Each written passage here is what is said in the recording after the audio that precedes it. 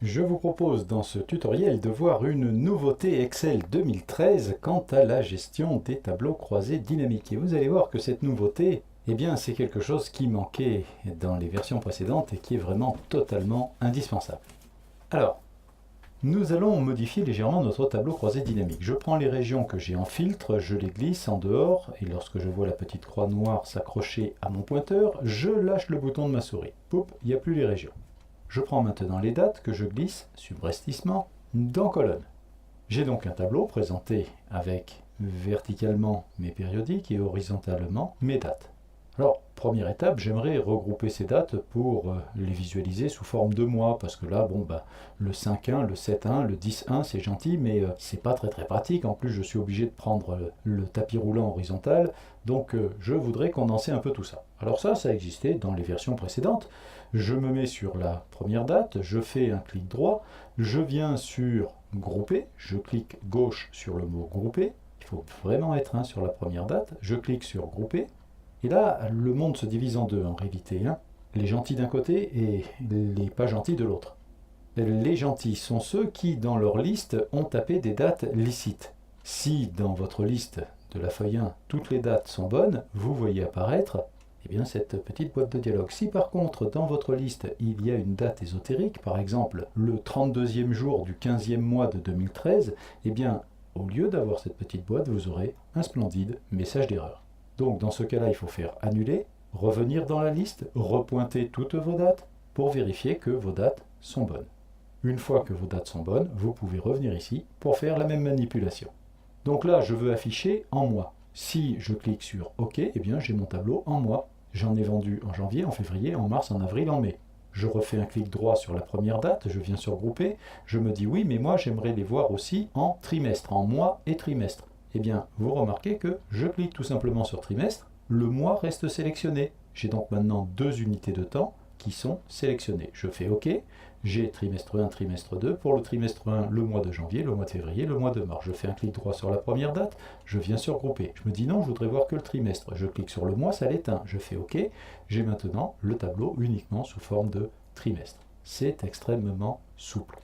Je viens sur grouper, je vais cliquer sur mois, je défais le trimestre et je fais OK. Bien. Alors, maintenant, voyons voir la nouveauté d'Excel 2013. De quoi s'agit-il? Il s'agit d'un filtre. D'un filtre qui va me permettre de ne voir que les mois qui m'intéressent et pas tous les mois. Comment utiliser ce filtre? Première chose, il faut vous mettre quelque part sur votre tableau croisé dynamique. Si vous êtes sur une cellule vide, vous ne pourrez pas faire la manipulation. Je me mets par exemple sur la cellule A3, qui est la première de mon tableau croisé dynamique, et je vois apparaître en haut outils de tableau croisé dynamique et en dessous analyse et création. Je me précipite sur analyse, je fais un clic. Dans le ruban qui fait son apparition, je vois le groupe filtré et dans le groupe filtré, la nouvelle icône insérer une chronologie. Je clique dessus et là on me dit voilà, par rapport à la liste que tu as, il n'y a qu'une seule et unique colonne qui contient des dates. Est-ce que tu veux utiliser cette colonne? Oui, parce que si je dis non, il n'y a rien qui va se passer. Donc, je vais cocher cette case-là. Maintenant, si j'avais plusieurs colonnes de dates, je pourrais choisir là ou les colonnes que je souhaite utiliser. Je fais OK, tadam! Et là, je vois apparaître cette petite fenêtre. Alors, c'est quoi cette petite fenêtre? C'est une merveille. Regardez bien. Je prends le petit tapis roulant qui est là, je glisse vers le mois de janvier et je me dis tiens, j'aimerais voir moi le mois d'avril uniquement. Je clique tout bêtement sur avril et je ne vois plus que le mois d'avril. Ah oui mais non, je veux voir mars et avril. Qu'à cela ne tienne, je me positionne sur la petite poignée qu'il y a au bout de ma sélection, je glisse horizontalement et là je ne vois plus que mars et avril. Et de la même manière, je peux agrandir dans un sens ou dans l'autre sans aucune espèce de difficulté. Donc j'ai la possibilité de visualiser mes valeurs grâce à cette petite réglette, ce qui fait gagner quand même pas mal de temps lorsque l'on veut faire un filtre. Si vous voulez supprimer ce filtre, vous cliquez tout simplement sur cette petite icône où il y a une croix rouge et un entonnoir, le filtre disparaît et à nouveau, votre filtre s'applique sur toute la durée de l'année 2013. Cette fenêtre, vous pouvez la customiser. Si vous souhaitez la customiser, vous venez dans Outils de chronologie, sur l'onglet Options, dans Style de chronologie, vous trouvez différentes mises en forme. Il suffit de cliquer sur la mise en forme qui vous intéresse. Par exemple ici, style de chronologie clair 6. Je clique. La fenêtre est changée en termes de couleur.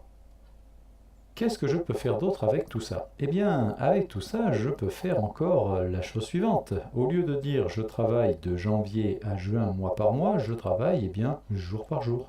Donc là, je prends des jours et je vais pouvoir filtrer uniquement les jours qui m'intéressent. Alors, on va partir par exemple du 13 janvier et nous allons aller jusqu'au 1er janvier. Et donc là, je ne vois que les écritures qui sont atteintes, qui ont été passées entre le 1er et le 13. Si je diminue, je viens jusqu'au 10, je lâche, vous voyez que mes valeurs changent. Si je diminue encore, eh bien là, il n'y a pas eu d'écriture, donc rien n'a été vendu entre le 1er et le 5 manifestement. Si maintenant je glisse sur le 7, ah, là il y a quelque chose. Je vais réduire pour ne prendre que le 6 et le 7, non, il n'y a rien. Par contre, si je vais un petit peu plus loin, ah oui, là il y a quelque chose, et là aussi. Donc comme ça, j'ai la possibilité vraiment de filtrer très finement les valeurs qui me sont proposées. Voilà donc en quelques mots encore une des possibilités du tableau croisé dynamique.